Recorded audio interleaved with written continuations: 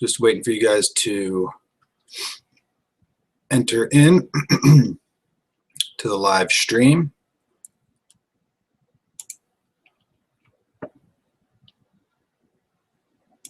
We'll once again use the Q&A feature.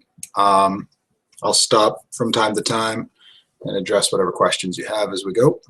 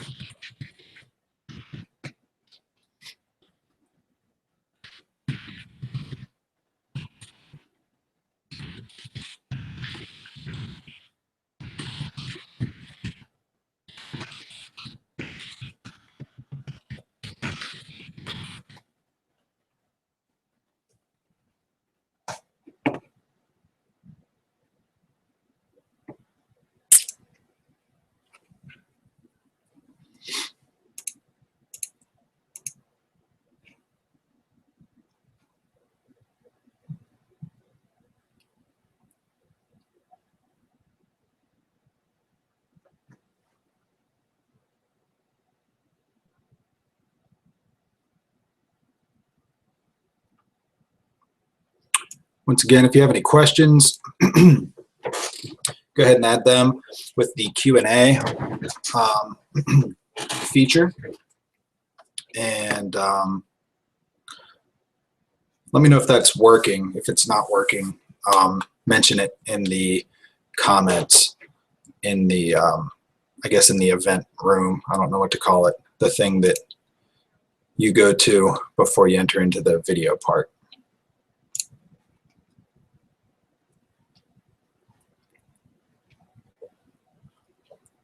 So we're going to go ahead and get started since it is 8:30.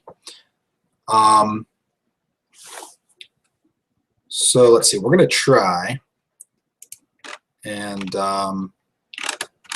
do something a little different this time around.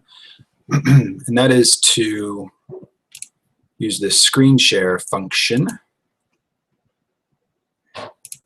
in which I can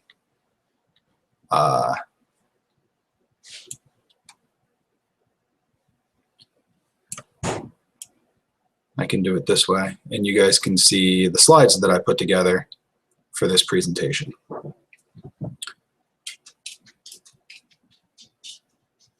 So is this working? You guys should be seeing a screen that says the French Revolution, 1789 to 1804, a review. Is that showing up?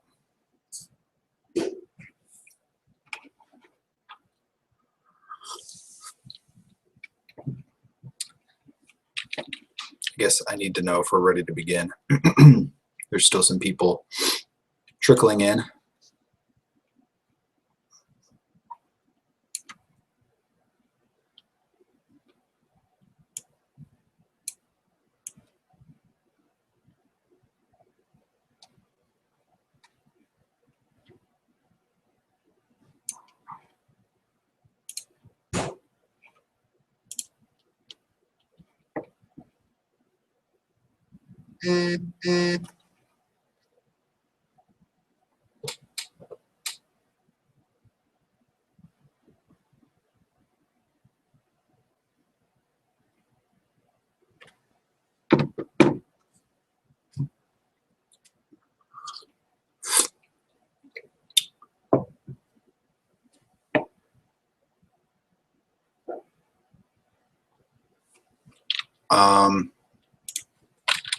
Let's see, is the chat feature working for you guys? I'm going to try it on my end here.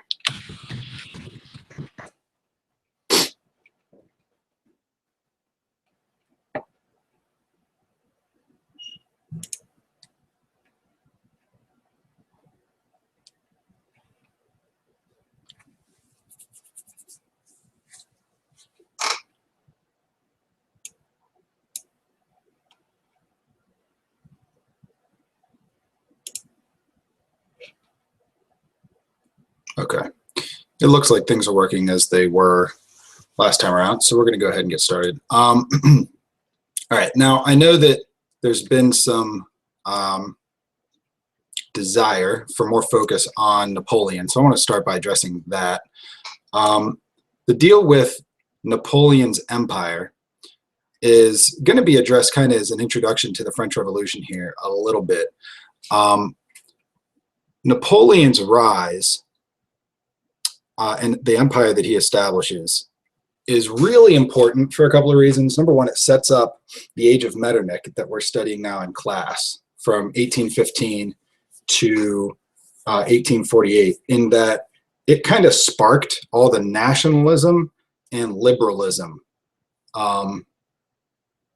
that we see popping up throughout that period of 1815 to 1848. So hi, I'm here. So the fact that Napoleon stretches his empire across Europe, and the fact that he's essentially going to conquer everything except for, well, obviously Great Britain, but that he's going to kind of force the will of Prussia, Austria, and Russia. Everyone else, he's completely going to conquer. The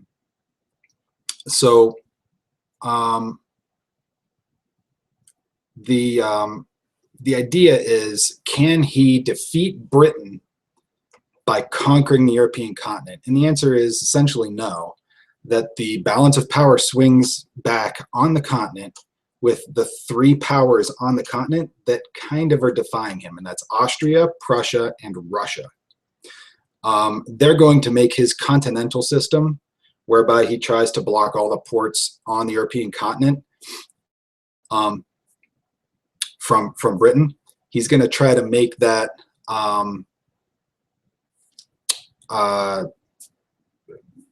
basically kill Great Britain, kill their economy. It backfires. It hurts the continent's economics more than it hurts Britain.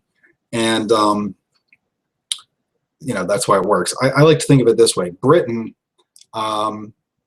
made their power out of imperialism, out of building colonies all over the world.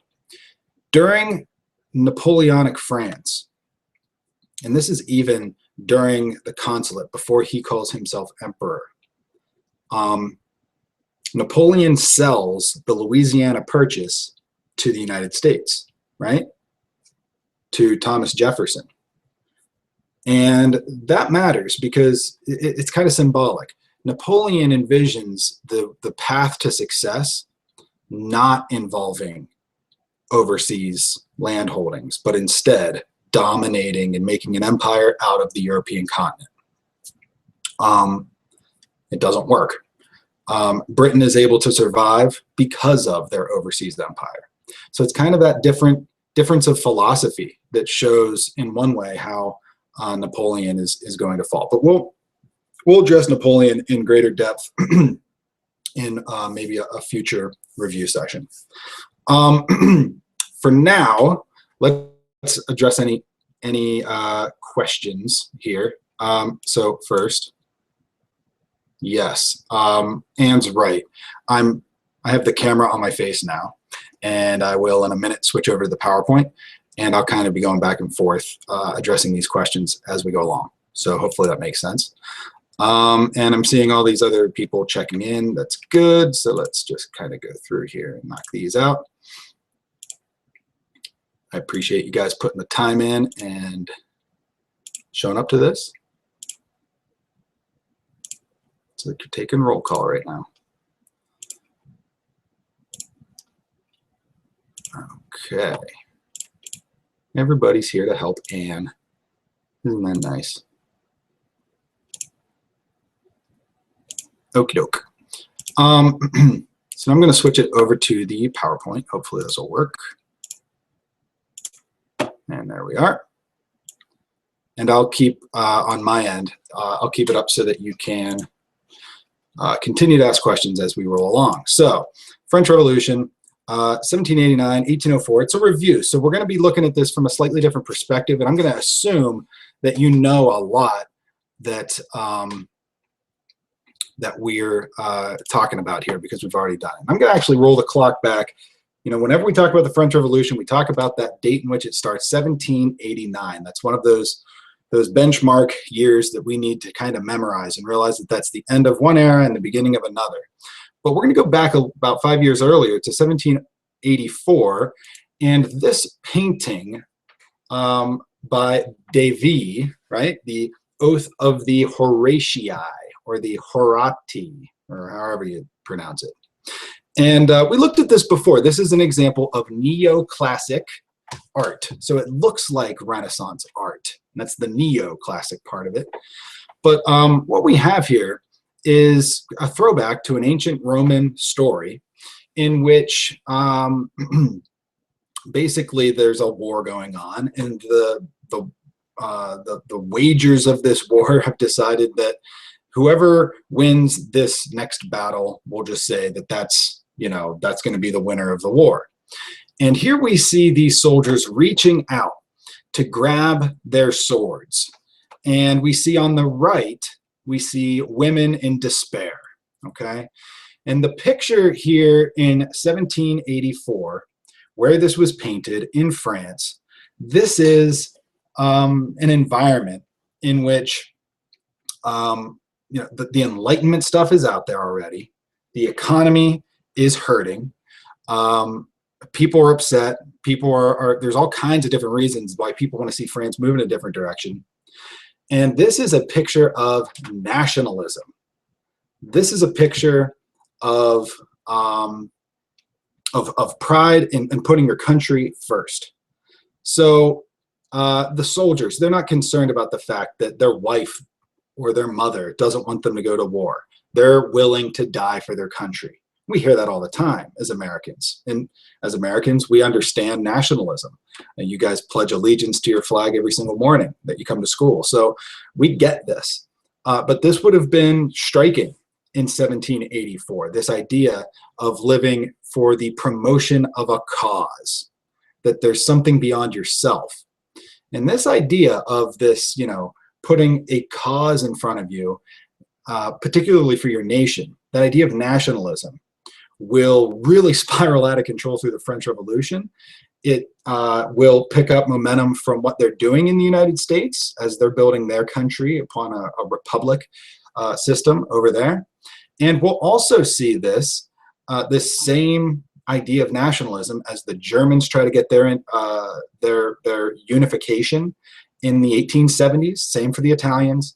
And then even later, of course, when we talk about extreme nationalism, of course, we can talk about fascism. And again, with Germany and Italy under Hitler and Mussolini. So this is kind of the beginning of nationalism. And it's important to understand that nationalism is it is a factor in the French Revolution.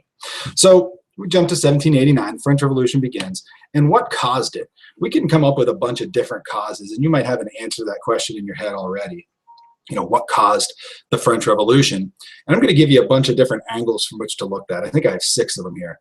Cause number 1, it was international, right? The reason why the French Revolution happened was because France was so trying to keep up with Great Britain and Great Britain's massive empire that they spread themselves too thin. Evidence for this would be the 7 Years' War, or the French and Indian War, as we know. The War for American Independence. France was heavily involved in both of those, and it cost them a lot of money. So you could say that the French Revolution could not have happened if it weren't for imperialism, which then you could back that up and say that, imperialism wouldn't be a factor if it weren't for mercantilism, And that goes back to Columbus opening the Atlantic. So we could say that the French Revolution is the culmination of all of these things, that the French Revolution had to happen just because of the way that things were moving. A second possible reason for why it happened was for a political reason, that this was really politics. It was people who wanted to see absolutism remain in France as it did under Louis XIV, and those aristocrats who wanted, they looked north to their neighbors in Great Britain, and they envied that constitutional monarchy that they had. So you could say that this was a fight between absolutism and constitutionalism that really caused gridlock in the political system in France. And we're getting a little dense here with these concepts, but generally what we're saying is you get that same political gridlock that we're used to seeing in American politics. When you have different ideas and no one's willing to budge, no one's willing to compromise, nothing gets done. And France needed things to get done. They had a lot of bills to pay. They had wars they were fighting. So that gridlock led to nobody solving any of the pressing and growing problems in France, and that's what caused the French Revolution.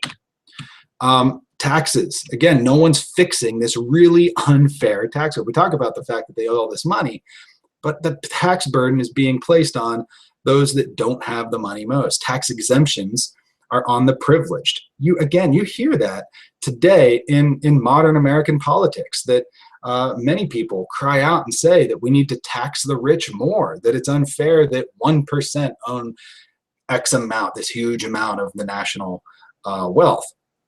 So, this isn't like we don't know something about this already. A third cause would be philosophical. The idea that even within the Enlightenment, we have room for disagreement and argument. And this is, I guess, a decent amount of political argument as well. Montesquieu wanted to see more of a constitutional system, whereas Jean-Jacques Rousseau wanted something more like what the Americans had, more of a republican system, just to get rid of monarchy altogether. And again, that political gridlock would cause ideas that if we're going to have a revolution, what kind of France will we get on the other side of that revolution? You could say that it was a social problem, that the nobles, with their privileges and with their fame because of their last name, were up against the bourgeoisie, right? The middle class, the made men, right? Those self-made men who took their own financial burdens upon themselves and became wealthy and really came to rival the nobles, those old nobility of the sword, that they came to become equals to them, and that then they demanded an equal say in what the laws looked like in France. And again, you can see how these concepts dovetail, right? They overlap. The bourgeoisie, kind of like in the House of Commons in Britain, they would demand a government that responds more to their needs. So again, and we know that in the French Revolution, it was the bourgeoisie that really lit a fire under the people and made them inspired to do things like storm the Bastille prison and things like that. Fifth, personal, because Louis XVI was a schlub.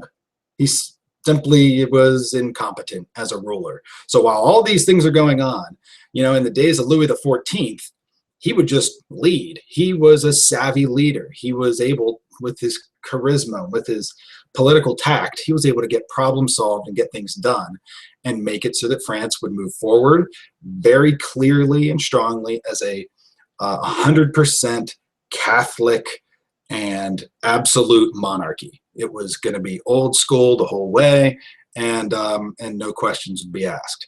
Louis XVI, look at him. That's what we're dealing with. And he's not Louis XIV. He's just not that guy. So in a system where, you kind of are asking a lot out of your king in terms of leadership, what happens when you have a guy sitting on the throne that's not able really to do that? And so you could say the whole thing happened because of this one man's ineptitude. Cause number 6 is economic. I mean, the simple fact that we had poor harvests in the year 1788 into 1789, and that was kind of the straw that broke the camel's back. And once you have starving peasants, you have mothers that are unable to feed their kids and things like that, that finally the masses will rise up and have something worth fighting for. People don't tend to take arms simply because they disagree with things on a philosophical level, or a different law was passed or something like that. People go to arms when it affects them personally and when they almost have nothing to lose.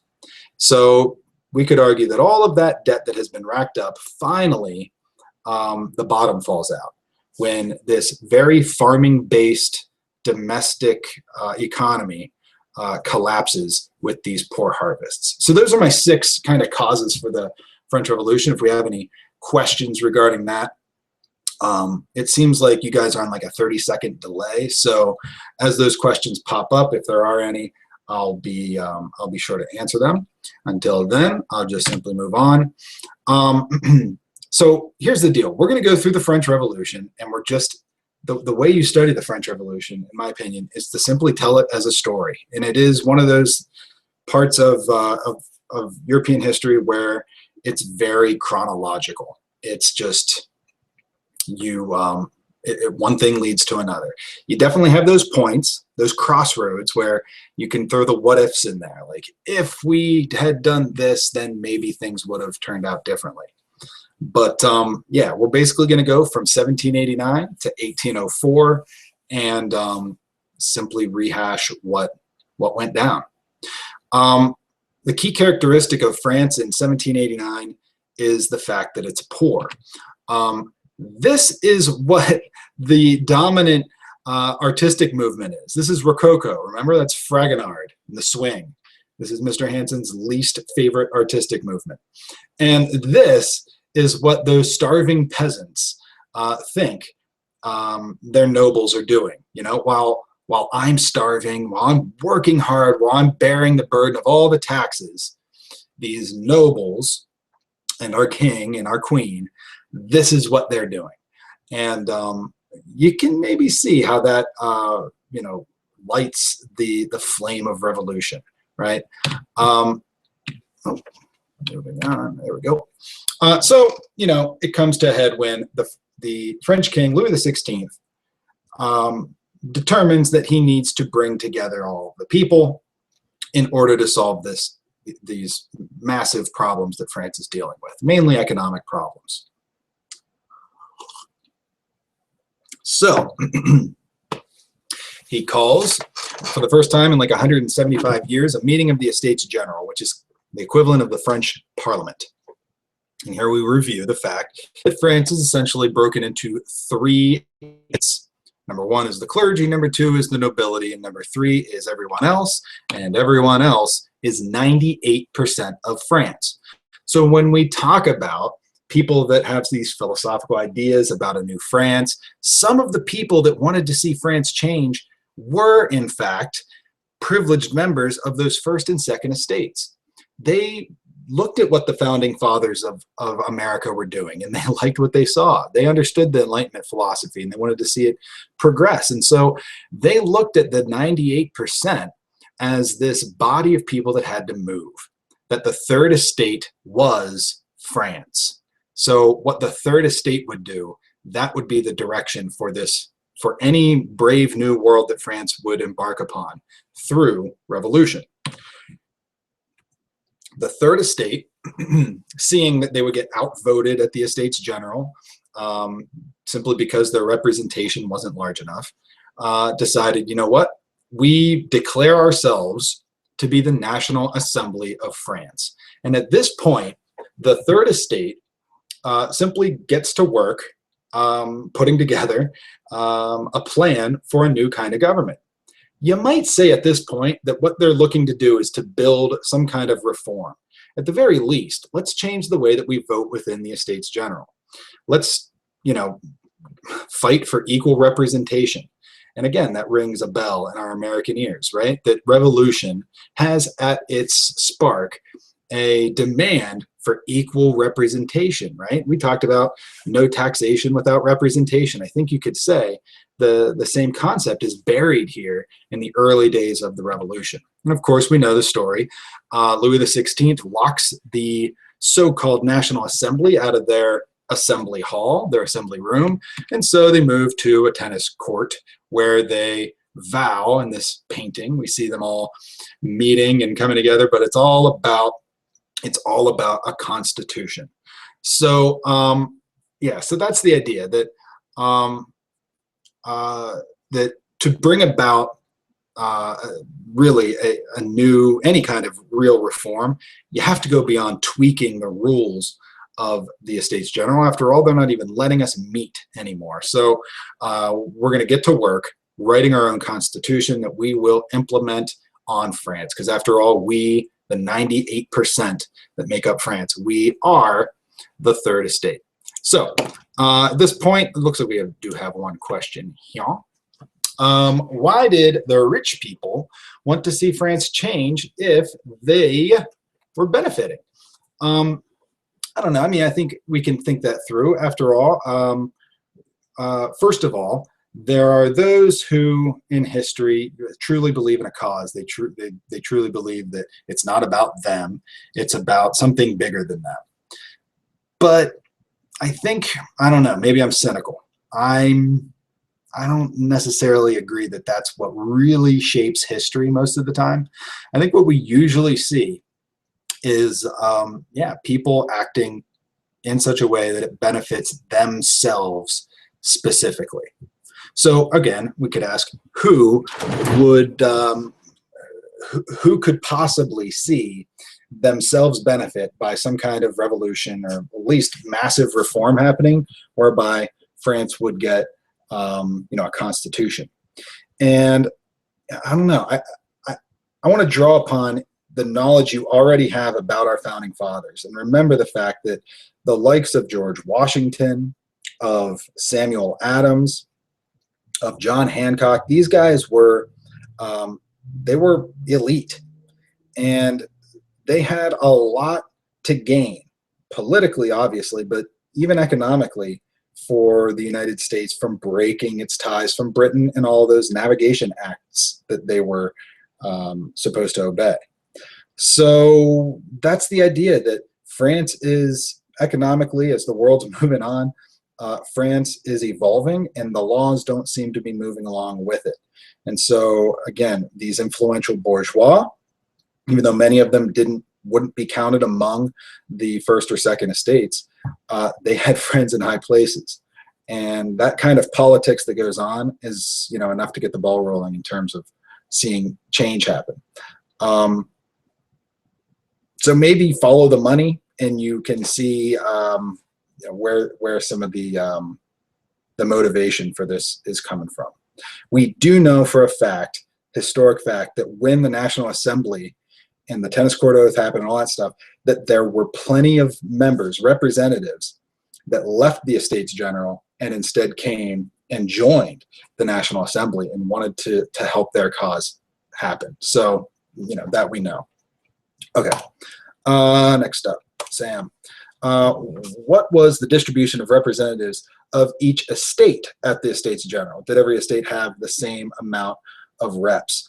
No. In fact, that was one of the things, one of the reforms that the Third Estate proposed. They were saying, hey, at least give us more seats.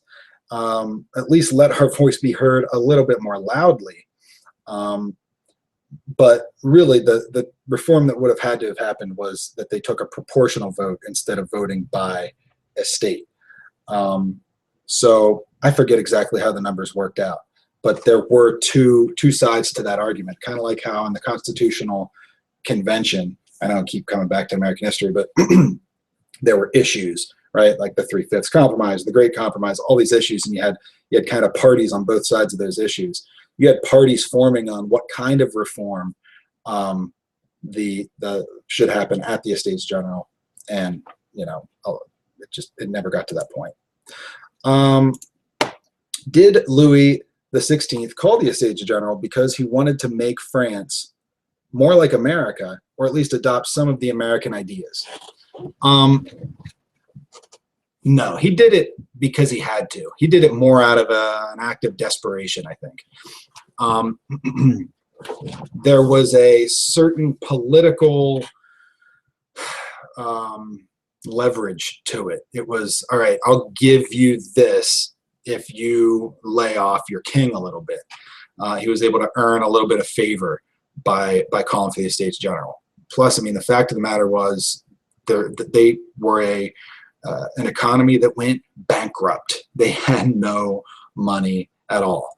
So it was a really desperate time, and desperate times call for desperate measures. And so calling the Estates General was seen as that desperate measure. As far as them wanting to be like America, the French, though they would have supported what the Americans were doing with their constitution and all of these Enlightenment ideas being put into practice, the French would have definitely believed, hey, we're the real founding fathers here. I mean, we're the ones who wrote all of this Enlightenment philosophy.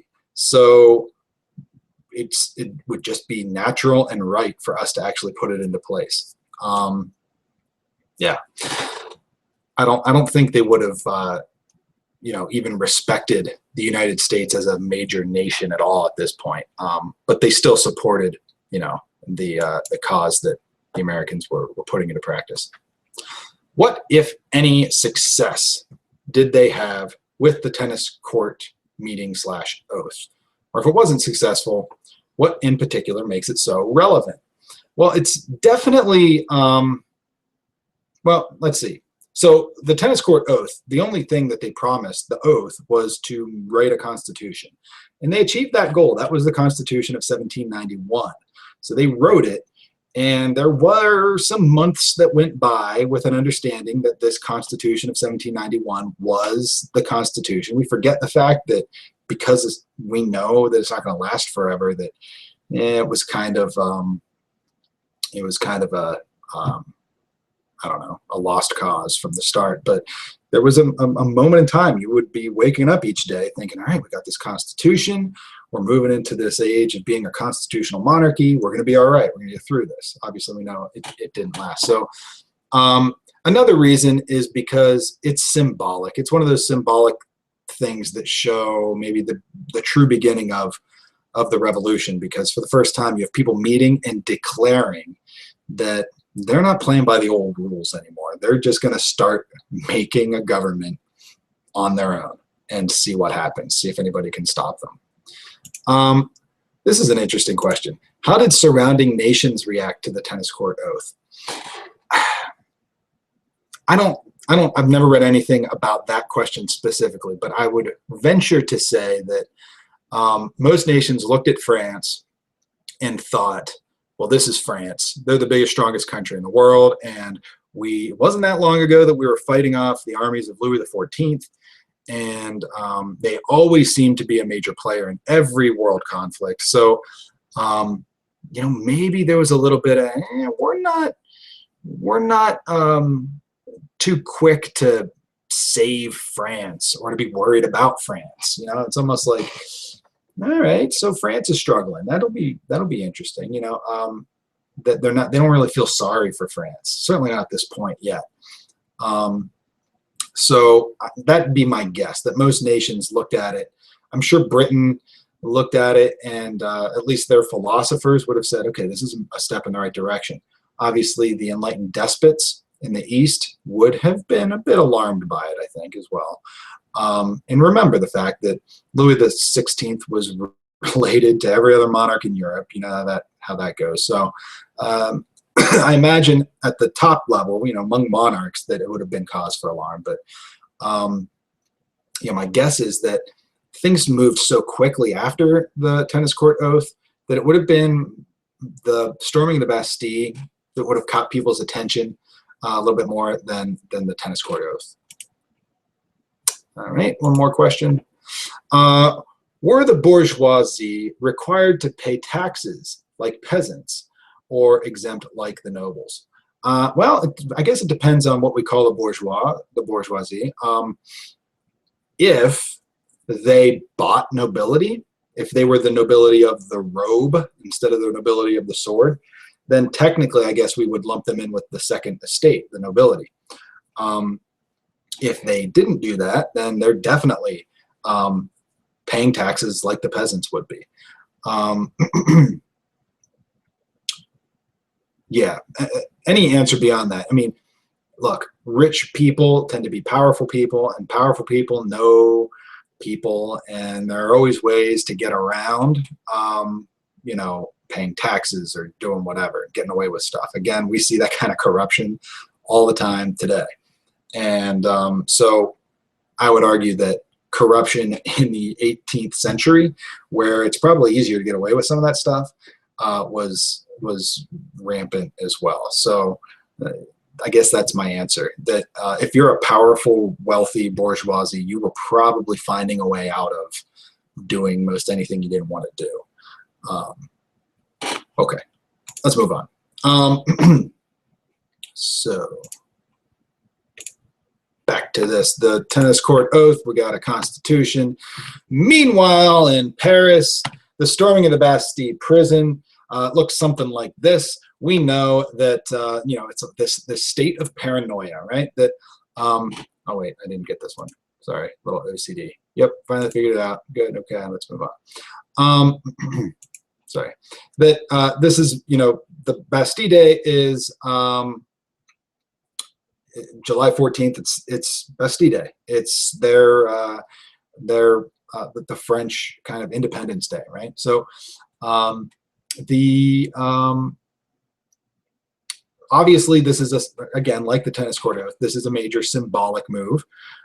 Here we see maybe that oath of Horatii being taken by the people on the streets, particularly the sans-culotte, the working man, the working class individual, the urban worker that is saying, you know what, I'm going to do something about this. My king isn't going to do something. The church isn't going to do something. I'm going to do something to affect my own destiny. And when you couple that with the paranoia that the king's bringing the troops in and he's going to arrest us and he's going to just start enacting his will, then it's an easy cry to say, look, we simply need to defend ourselves. That's all. We just need to defend ourselves. We need to get some guns so we can defend ourselves. And, you know, one thing leads to another, and we have heads on pikes, right? So this is the leader of, if you can see the guy holding up the head there on the pike. That's how things tend to escalate. We have blood spilled. Some people think that this is the blood required to make a revolution happen. Many people are thinking, okay, we're going to get that constitution in place, and this will be the end of it.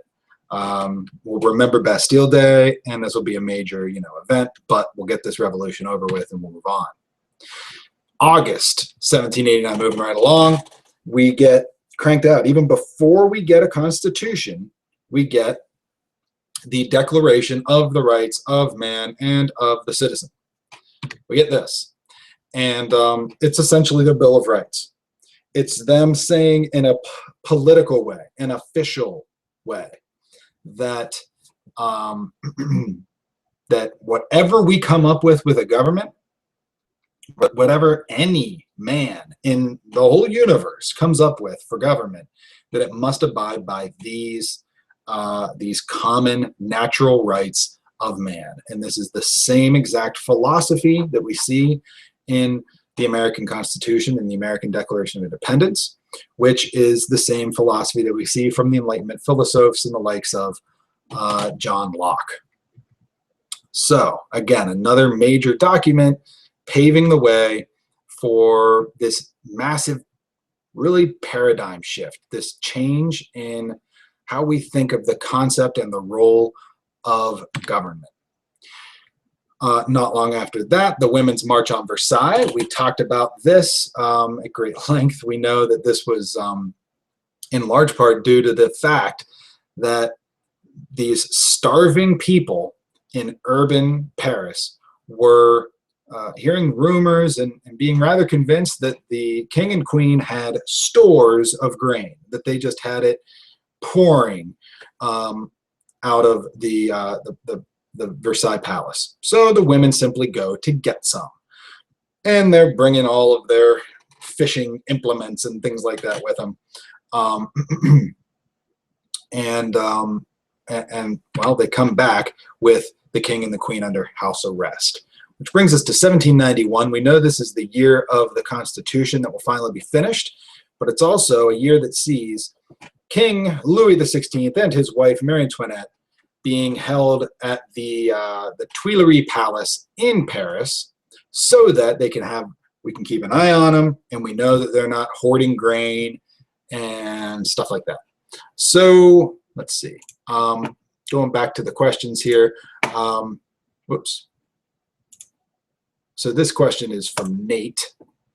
Sam wrote it for him. Without the influence of the American Revolution, would the French Revolution occur? That's a good question. I think that that's one that there's room for debate. So I guess my opinion would be yes, that the American Revolution, here's the thing. I'll first say the no side. The no side would say, well, no, because revolutions are really big deals. And you don't just jump into one because you have some really good ideas on paper, which is what the Enlightenment philosophers brought, right? These ideas on paper. But the American Revolution was a 1-2 punch, right? It not only showed that this was possible and that people were going to be so bold as to actually do this, but also it helped to bankrupt France, which, as we know, led to the French Revolution. So that's a pretty, strong argument to say that you needed the American Revolution in order for the French Revolution to occur. Still, I think that, I don't know, I guess I'm more on the side of thinking that the only reason France was able to hang on to absolutism for so long was because Louis XIV was that good. He really was that good at being an absolute monarch. And once you get a weak monarch in an absolute system, that's not going to hang on for long. That's just not going to hold forever. So, yeah, I think that that the French Revolution, it would look different. It would, yeah, it's an impossible question to answer. So thanks for asking it. It's a good question, though. It would certainly look differently, but I don't know exactly what it would look like. Let's see. Where were Louis and Marie held? I thought it was Versailles. Okay, no, they lived in Versailles. They lived in this beautiful palace outside of the city. Why? Because the city was the city, it's an inner city. And the workers are there and the, street people and stuff like that. So no. We live out in the beautiful countryside where we have our swing, right? The swing, the Fragonard painting. And we have our stores of grain so that they can't get their grubby hands on it and stuff like that. So that's kind of the idea, that these women on the women's marches, we're going to get them. We're going to bring them here to real France, right? This is. They need to see this. They need to see the plight of their people, and we need to see where they're keeping all the grain to make bread out of. All right, a few more questions popping up here. In modern days, Independence Day in France celebrated similarly to America's. I mean, in terms of like fireworks and stuff, yes. Probably alcohol. I mean, probably drinking lots of French wine and celebrating French nationalism. But, the French are different than the Americans, So to that end, it would look different. But yeah, generally speaking, it's, the day that they became a modern state, or at least got started on the road toward that.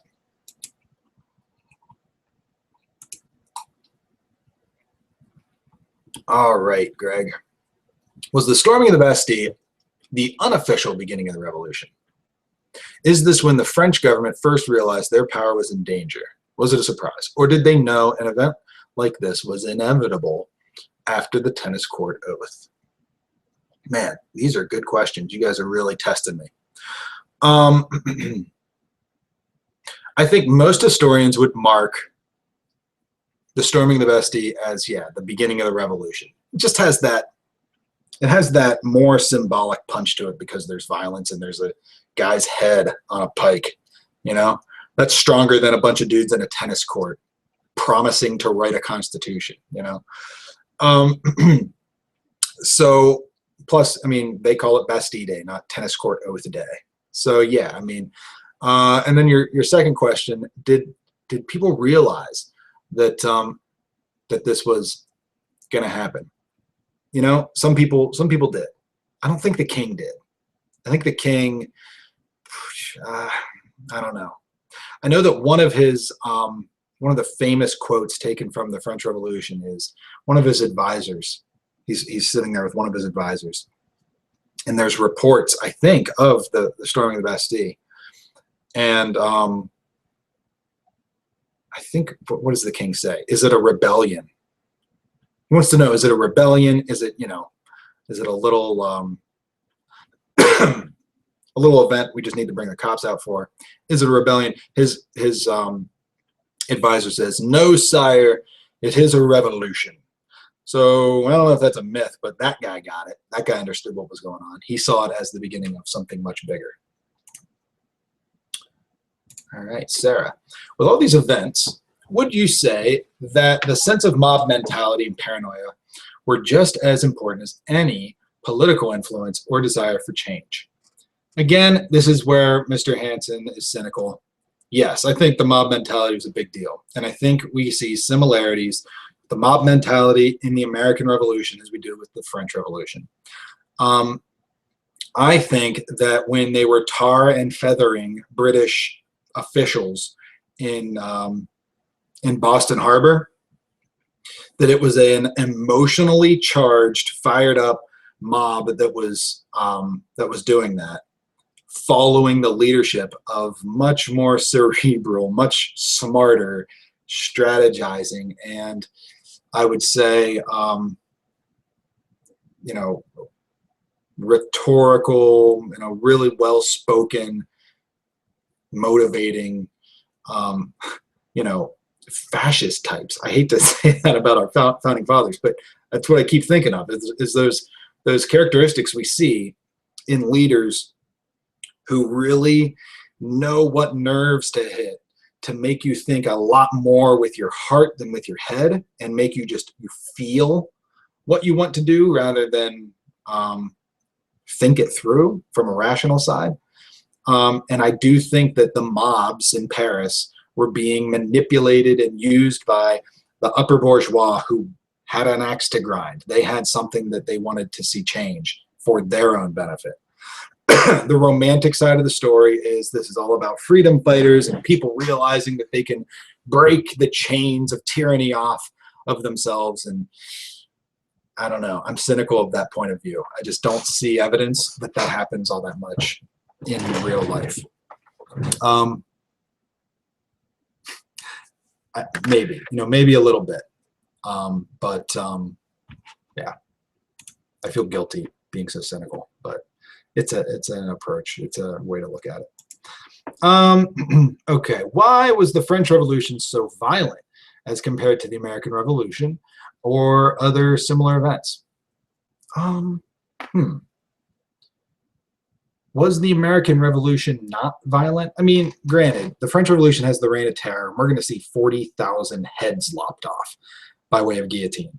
So that's pretty violent, and we don't see that with the American Revolution. Tar and feathering is really gross, really nasty. You know, it's boiling hot tar being poured over your bare skin, right? It could kill you, and in a really nasty way. So in a lot of ways, the French believed that the guillotine was far more humane than these stories they're hearing from barbaric America, you know, and how they're fighting their revolution. That we're just scientifically ending lives in a painless, clean way.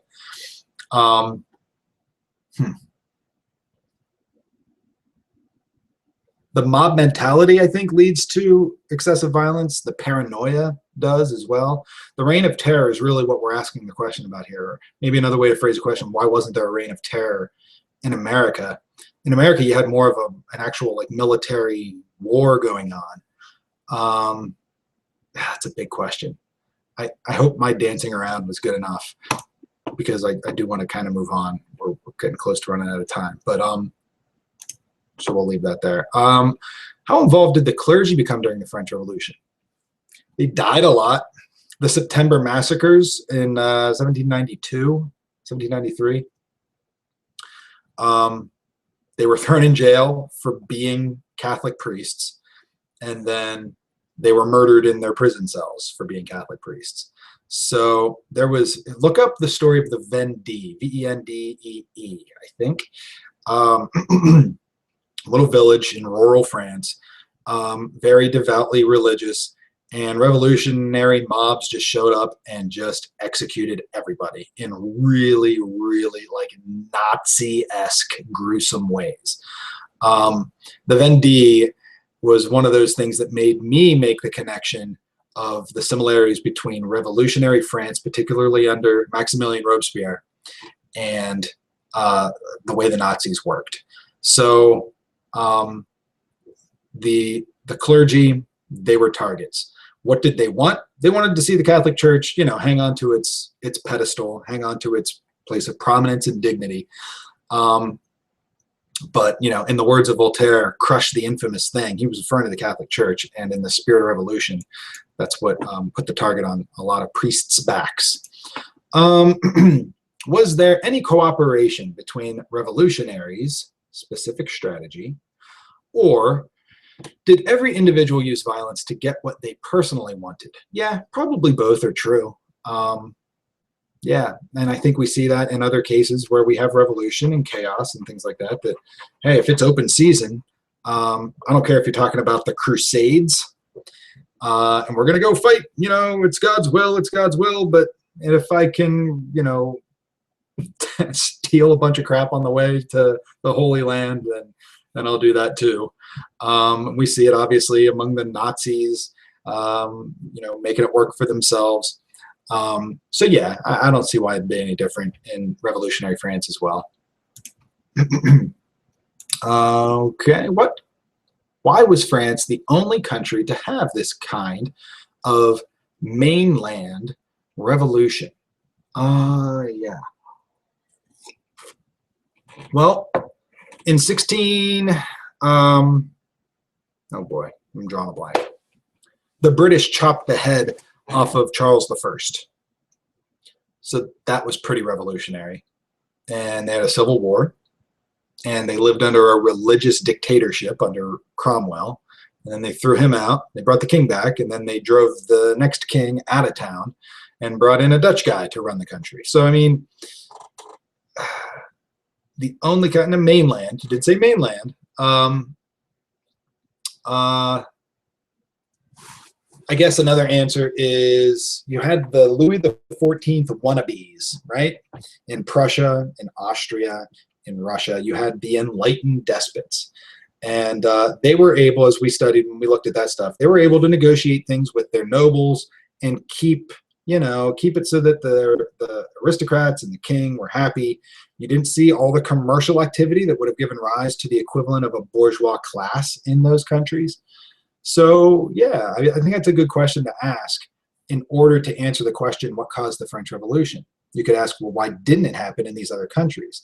And one factor I think that we can come to is we don't see the apparent rise of a middle class like we see in France. We did see that in England, and they had a revolution, and we see it in France, and they get one too. So good question.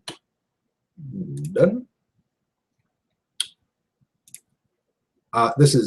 We kind of already answered this one. How do modern French people celebrate their Bastille? With fireworks and drinking too much, mainly. Okay. Uh-oh.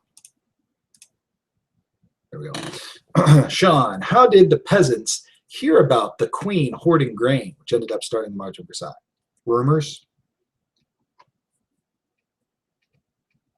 Yep, basically rumors. There were a lot of rumors flying around, and so those are effective. It was rumors that caused them to storm the Bastille in the first place, right? That the king's bringing troops in, stuff like that. So Did the nobles and clergy take the peasants seriously when they started writing the Declaration and Bill of Rights? Yeah, the Declaration of Rights of Man and Citizen. Take the peasants seriously? I don't think anybody was ever really taking the peasants seriously, but if you mean the revolutionaries and the leaders of the National Assembly, which used to be the third estate, then again, many of the people that were helping them write that were nobles and clergy. So some of them were those moderates that were in there with them. So yeah, some of them were helping them do it.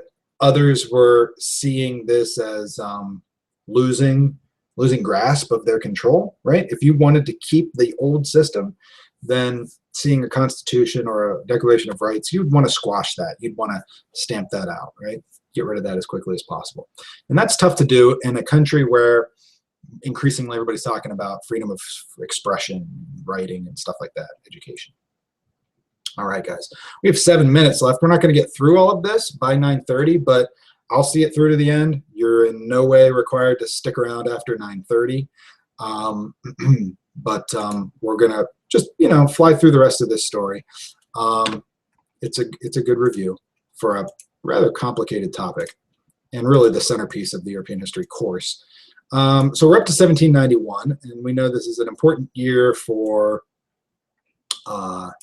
the revolution. We have Louis in this year. We have Louis' failed escape, and this is him being brought back to the Tuileries Palace. You can imagine what he's thinking as he's being ushered back to Paris at this point. Whoops. What happened? Sorry, technical difficulty. I'll be back in a minute. There we go. All right, you have the Declaration of Pillnitz. This is interesting. This is Austria and Prussia stepping up and saying, put the king back on his throne. Why would they say such a thing? Because in Austria and Prussia, we have enlightened despots. What's bad for the king in France is by extension bad for their own monarchies. They don't want to see revolution spread to their own countries. So they're telling the revolutionaries, essentially, put him back on the throne, make it a constitutional monarchy. You've got your constitution, you've got a king, make it happen. Here's our constitution. It establishes a constitutional monarchy. So there's that. Problem is, during all of this, we still have starving people in the streets. We have rampant paranoia. We have more and more revolutionaries with weapons, with agendas, with axes to grind. They're getting more and more followers. And the king is hesitating. He's doing nothing. If anything, he's losing prestige because he tried to run away, which is going to be the rationale for chopping his head off, because he's going to be seen as a traitor for doing that. So France declares war on Austria. And this is interesting. This is with Louis on the throne. It's Louis XVI declaring war on Austria. I want that to be clear. This is an interesting dynamic. Here you have Austria saying, put your king back on his throne, and Louis XVI responding by saying, I go to war with you, Austria. And for Louis, it was a win-win situation. Because if France wins in a war against Austria, guess what? Louis is a hero. Anytime you win a war, it's really good for you. So, and we know that when times are tough and when money's tight and when you need some problem solved, go to war. It solves unemployment. It can bring you prestige and all that stuff. So that side would have been a win for Louis. If you win the war, then, you won a war, and that's always good. After all, it's been a while since France has had a real decisive victory.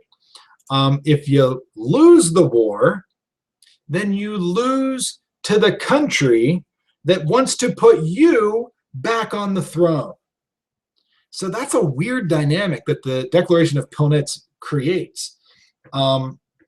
If France loses this war to Austria and to Prussia, that France themselves declared on Austria, then Austria, after defeating France, would say, okay, let's put all this revolutionary stuff behind us. We're going to put legitimacy back in place, and we're going to put Louis back on the throne. So that's an interesting strategic move for Louis. They're not going to win, and it's going to be bad. And the National Assembly is going to declare France to be a republic, which means we need a new constitution. So it's 1 year later. We had the Constitution of 1791. It's 1792, and we need a new constitution.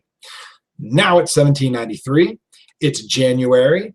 We just wrote up a new constitution. We are no longer a constitutional monarchy, and therefore we have to do this. Right there. We got to do that.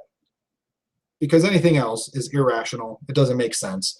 We can't have a king if we're truly a republic. So things picked up pretty quickly there. Excuse me. Okie doke. Let's answer a couple questions. What role did women play in the revolution? You already know the answer to that. Women's March on Versailles. That's the quick, easy answer because you can point to a no-brainer, point on the event in history. The Women's March on Versailles. Now, here's the thing. It's an important question because women's history is always on the AP test. And to have in your head examples of women's history is important. You should always remember with the French Revolution. Olympia de Gouges. I love saying her name. I love her. Mary Wollstonecraft is big during the French Revolution. So those two women are pointing out the incongruent nature, the inconsistency with declaring all these Enlightenment rights for men, but completely leaving women out of the equation. In some ways, you could say that by the time you get to Napoleon, women are going to take a step backwards in their quest for equality. So yeah, women, definitely an easy one for the French Revolution. Lots of examples there. What were Napoleon's feelings on the French Revolution? How did it influence his rise to dictatorship? Napoleon would be an artillery commander in the later stages of the French Revolution, and it would be through that that he's able to get fame and prove his competency to others in powerful positions and work his way up to eventually being one of the three consuls when we get tired of the Directory in 1795. So yes, Napoleon on French Revolution is, hey, if it's war, I'm in. I love war. I'm good at it. Let's do it.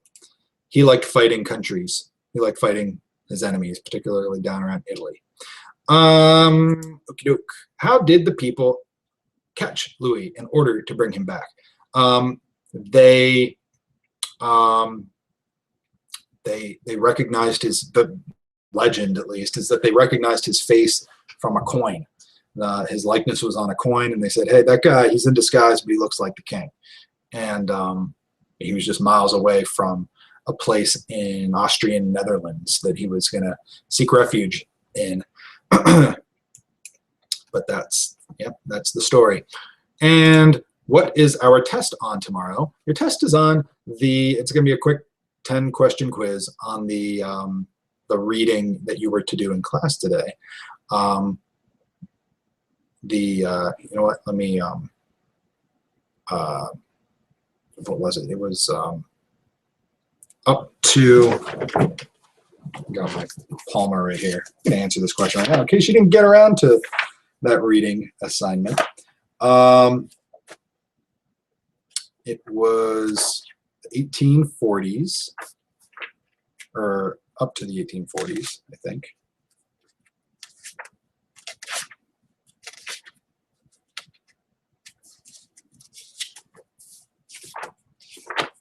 Nothing like putting a halt on things there, Sam. We'll wait to answer your question. It's good. It's all right. I'll wait for you. There we go.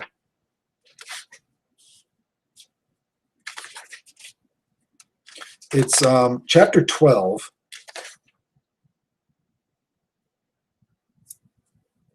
Is it? No. Never mind.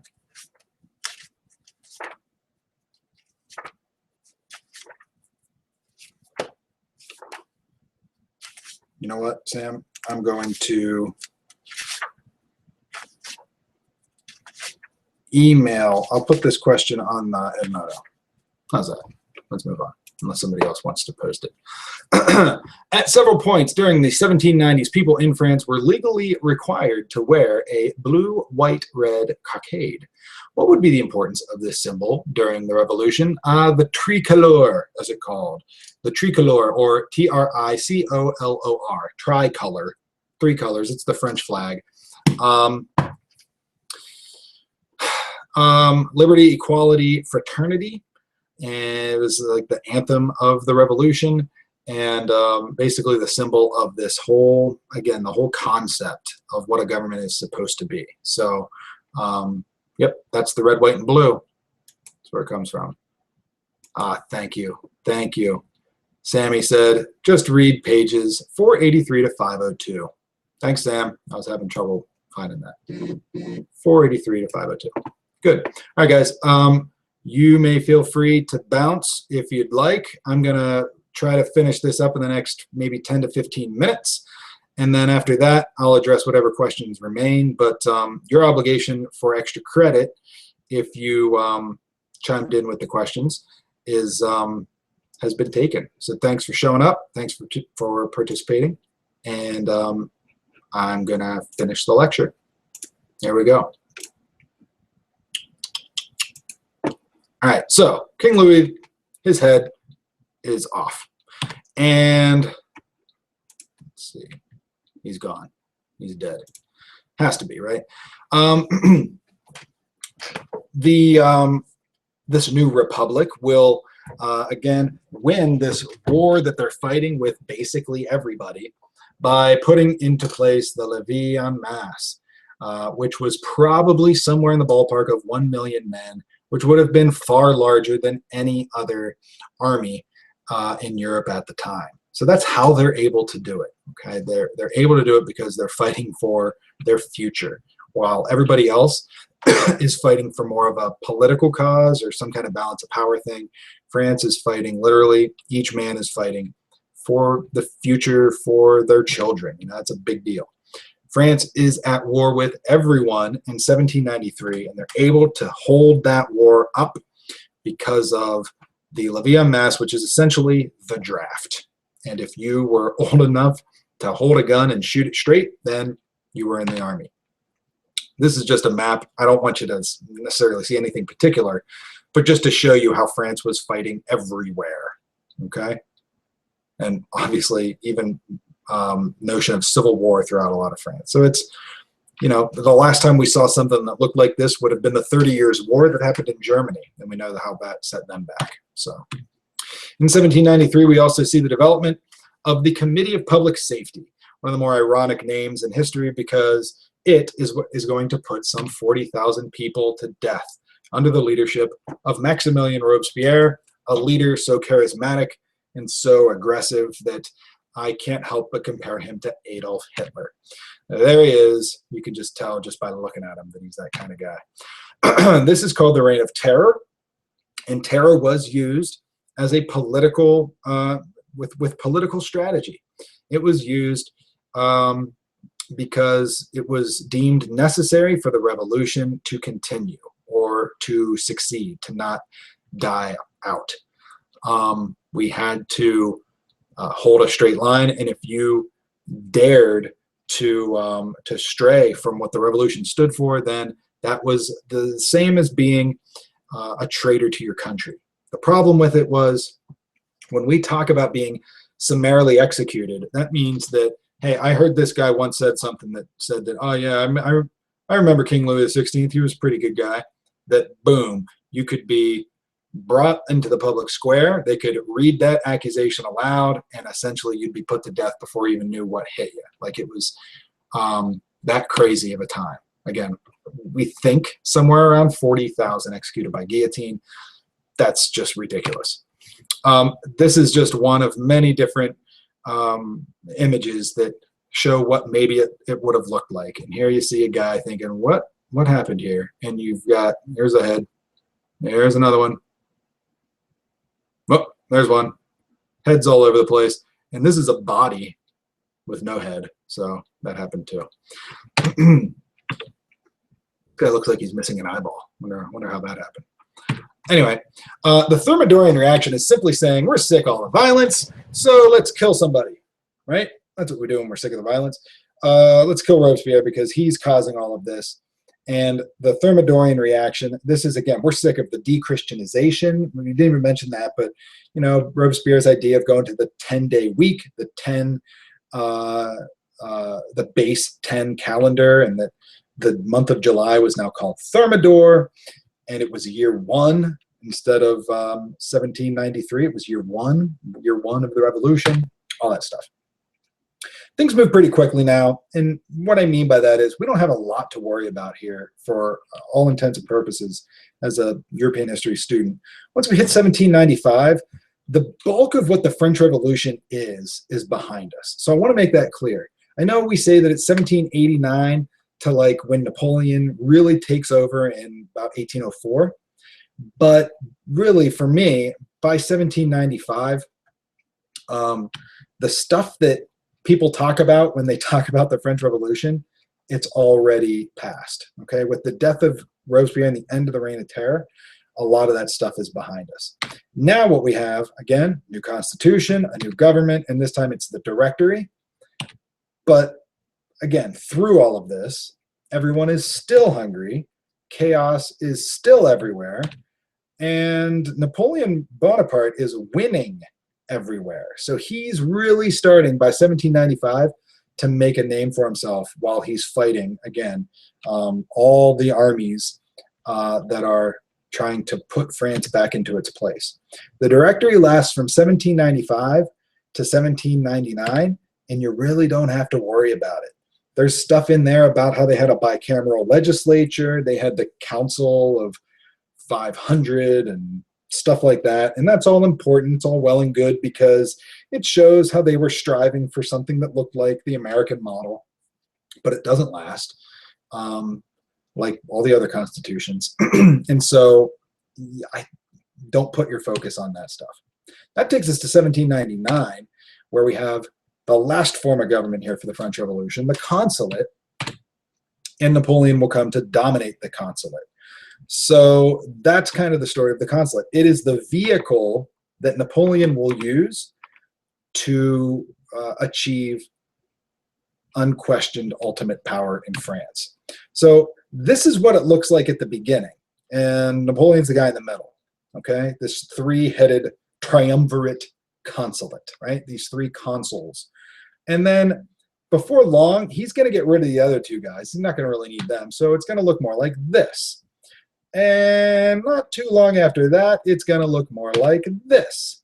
So I like these portraits because they show us, again, how the consulate leads to the rise, excuse me, of the Emperor Napoleon. I mean, look at that. It's all kinds of epic. The consulate does achieve some things that we need to know, though. So we have the Treaty of Amiens in 1801, which put an end to all the fighting. Remember, they're still fighting all these armies. They're fighting Austria and Prussia and Savoy and the British and everybody else. This is going to buy Napoleon time to fix some things at home, which leads to the question, what are we fixing at home? Well, we got to deal with issues with the church. Remember, we abolished the church. We said there is no church, and there's all this confusion now. The Concordat is going, the Concordat of 1801, that's all it's called, is this deal struck with the church, and Napoleon negotiated it, and he had the upper hand through these negotiations, and he essentially said, look, the Catholic Church gets to exist, all right? But we're keeping all of the land that we've confiscated up to this point. You can keep what we haven't yet gotten to, and you're going to be happy with it because I'm Napoleon and you're the church and you haven't mattered in a military way for about 300 or 400 years now. So problems with the church are solved. What else do we got? Problems with the law and taxes. Remember, everything's all out of whack. We don't know what to do. So we're going to have a systematic national law, this Napoleonic Code, or the Civil Code is what it was technically called. And this is going to make sense of this tax system, and it's going to put in force a local government throughout France that makes sense. It's also going to promote and enforce education, public education throughout France. So all of these problems with taxes, government and taxes. Sorry, that got messed up. That's supposed to say problem with government and taxes are solved. And here we see by 1804, I love these images. On the left, we have the Emperor Charlemagne being crowned Emperor of the West by the Pope himself, showing this symbolic nature of the church with its authority back in the Middle Ages, placing the crown upon the head of the French ruler, emperor. And then about 1,000 years later, there we see Napoleon. And who's going to put the crown on Napoleon's head? It will be Napoleon himself. That shows meritocracy. It shows what he believed in, that we're going to have a system in which if you earn your way to the top, you can go as high as you need to go. It won't be based on privilege. It'll be based on how good you are, because basically that's how Napoleon himself did it. This guy looks none too pleased. He's like, one of us should be putting that on your head. But anyway, all right, so I think that's it. There he is. The next phase will be when Napoleon takes over Europe. And yes, we're going to do that because I feel like we need to hit that up. So that's what I got. What do we have here? A couple other questions. How did the Committee of Public Safety attempt to justify its harmful actions? Didn't their actions just anger the revolutionaries more? They were the revolutionaries. If you weren't with them, you were executed. So this was the radicalization of the revolution itself. It's when you have two political parties, and one political party says, essentially says, if you're going to compromise with those people, then you are weak, and we're going to go after you because you're a traitor and whatever. And you get that mob mentality, and people fired up, and you start killing those sympathizers with the king and stuff like that. So, yeah, the Committee of Public Safety, they were the revolutionaries. Why didn't anybody stop them? Fear. That's the point of terror.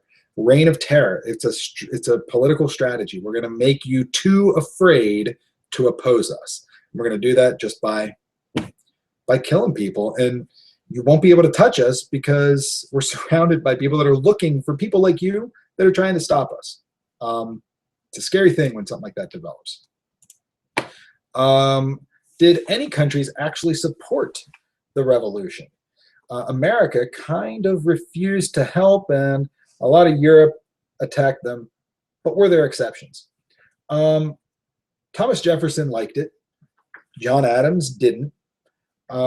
So in the United States, you had two parties, one that wanted to work with the monarchs of Europe and others that were more, I guess, romantic, yeah, might be going too far, who wanted to see the world change along these liberal national lines. Remember, the countries of Europe that are opposed to France, why are they opposed to them? The monarchs in the East, they don't want to see monarchy go away. And Britain, whatever's bad for France is good for Britain. So that's why they're in there. Yeah, I think that answers that. Was the Committee of Public Safety formed from the National Assembly? Yeah, what was it? It was the National Assembly. Then there was like the Constituent Assembly. Once they declare France to be a republic. So that's where the Declaration of Pillnitz and everything gets things messed up and complicated. Once the king is declaring war on Austria so that Austria can beat France and thereby put the king back on the throne, that's when it's like, hey, you know what? You want to put the king back on the throne, Austria? Guess what? We don't have a king anymore. We're a republic. Once we get to that point, now it's just essentially like a political party kind of a thing. Maximilien Robespierre becomes the head of the Committee of Public Safety, and his job is to essentially be the executive branch of the government. His job is to make sure that the public is safe. Safe from whom? Safe from traitors. Safe from people that might sabotage the revolution, right? And take their freedoms away. So how am I going to make you free? I'm going to kill anybody that threatens to take your freedom away, right? and that means I need a guillotine, and a guillotine with about 40,000 good whacks left in it to make sure that our people are safe. That's why we say that it's such an ironic name for something. But yeah, it was formed from the thing that came after the National Assembly, if that makes sense. I know, it's confusing for me too. So there's so many details. Was Robespierre the man who was unsuccessful in shooting himself? Yep, that's him. Did the church act on being angry about Napoleon crowning himself? No, not on that particular act. The church, we're not going to hear much from the church. And a big reason for that is there's a lot going on in Italy. There's a lot of nationalist politics going on. We will hear from the church again in this course. It's almost like this last gasp coming from a church that people seem to just not be listening to. In the same way that they're finding the nobility to be irrelevant, they're thinking people are still listening to the Pope. Why? You know, a lot of progressive liberal. That's the future. That's the way things are moving. And so there'll be look up the syllabus of errors for the basically the response to all of this stuff. It's called the syllabus of errors, and it's basically a list that is condemning basically every development that we're seeing happening in Europe through this. It's like this old system from the Middle Ages crying out and saying, hey, let's everything that you've done since like 1300, every single thing is wrong, and we liked it better when we were in charge and everybody listened to us. But I love it. It's awesome. All right. Any other questions? Looks like we're about done here. Again, thanks guys for sticking around. I'll wait like 1 minute for any last questions because I know you're on a bit of a delay. Other than that, I'll see you tomorrow. Make sure you read that stuff, your reading assignment, and we'll see you tomorrow. Thanks.